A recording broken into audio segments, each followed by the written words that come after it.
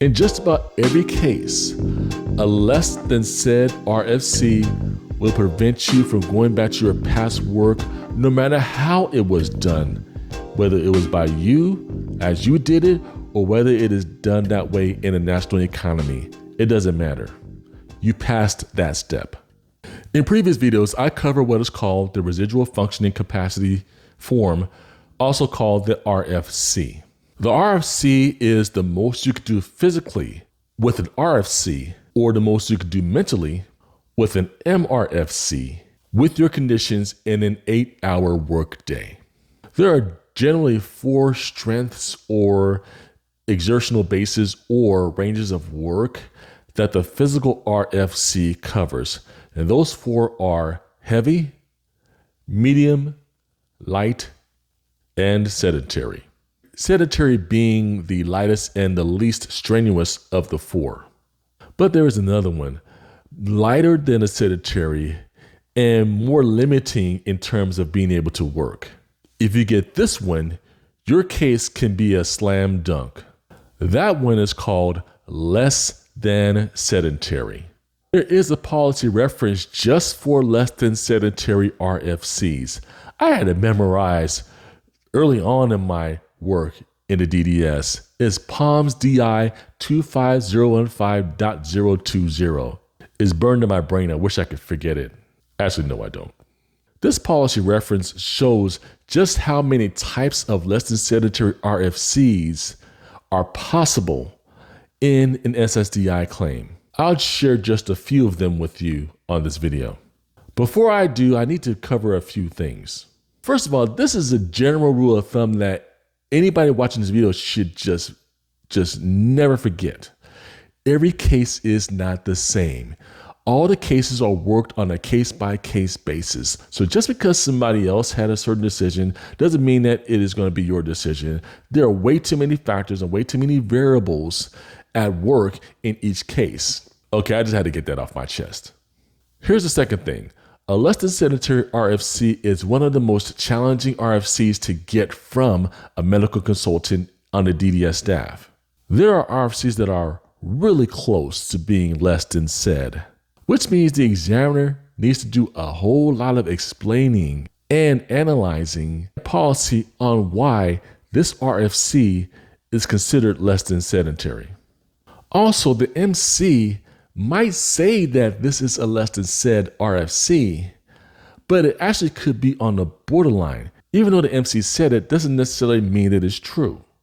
And because of the abilities of your past work may actually fit inside of that RFC that you would think is less than said, a person could actually be found to be not disabled, even though the RFC is pretty bad.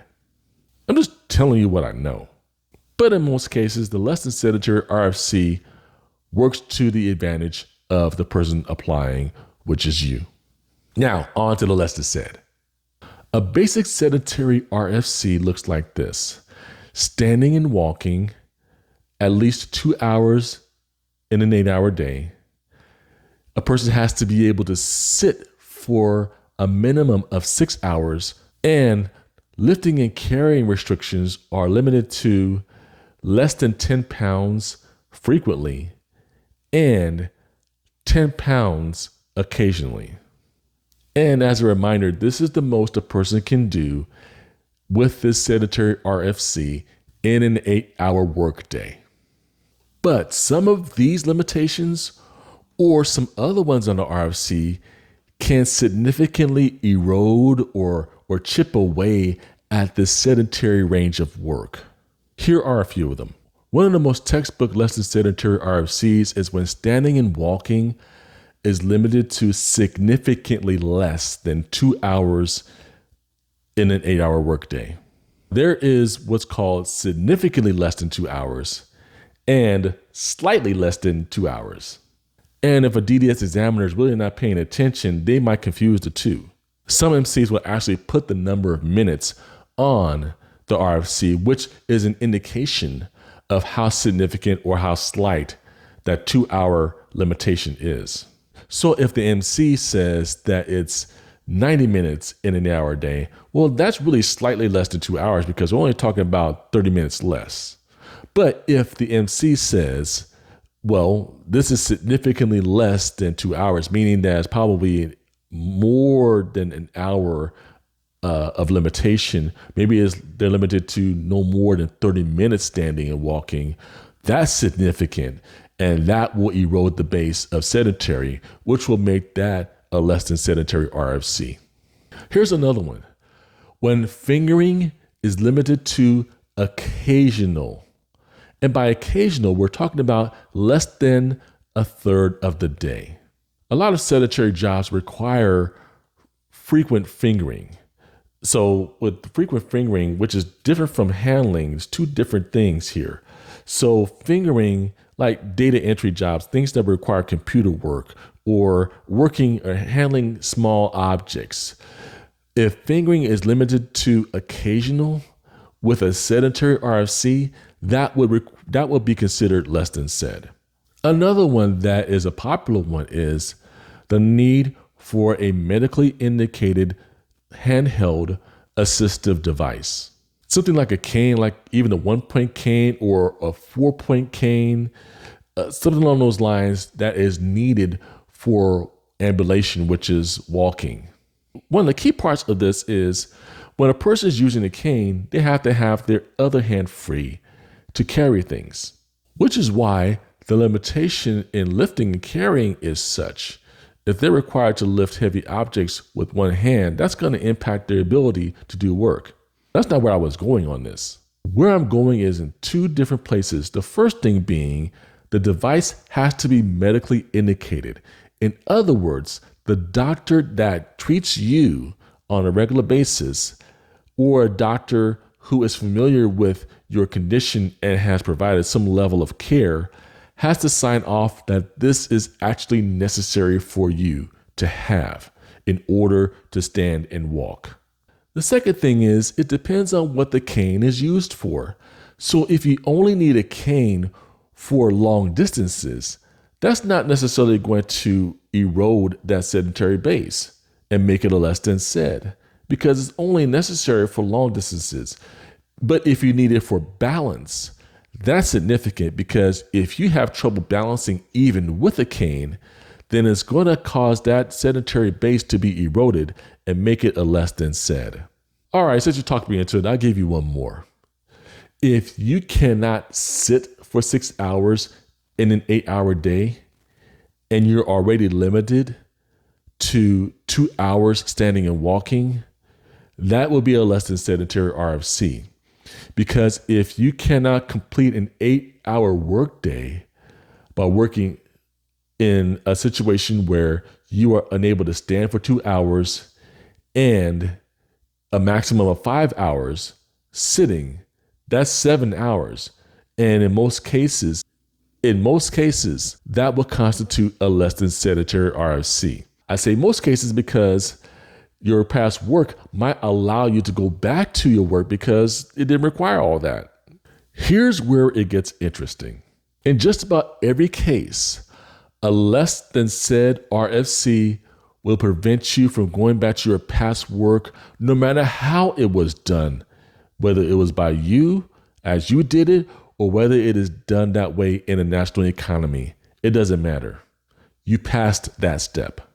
Now, you might have heard me mention what is called the medical vocational grid in other videos.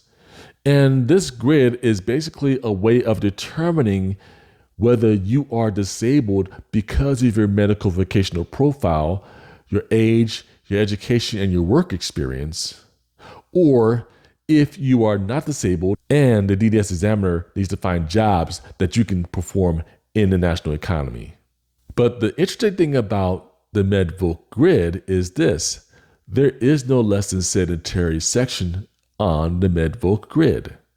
That's because the typical conclusion of a less than said RFC is this. You will be found disabled and you will get SSDI benefits. The operative word here is typical.